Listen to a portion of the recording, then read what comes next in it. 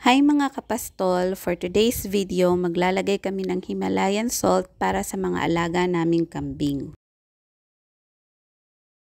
Mahilig po sa asin ng mga kambing mga kapastol at nakakatulong ito sa kanila para gumanang uminom at kumain. At syempre kapag magana silang uminom ay magiging hydrated sila at kapag maganang kumain ay tataba sila. Kaya maganda po ang asin para sa appetite ng mga kambing. Makakabili po kayo nito sa Lazada or Shopee sa halagang 200 to 300 pesos mga kapastol.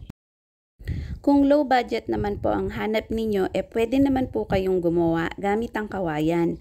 Butasan nyo po ang mga gilid at lagyan ng asin at konting tubig or molasses at isabit para dilaan ng mga kambing. And that's it for today's video mga kapastol. Thank you for watching.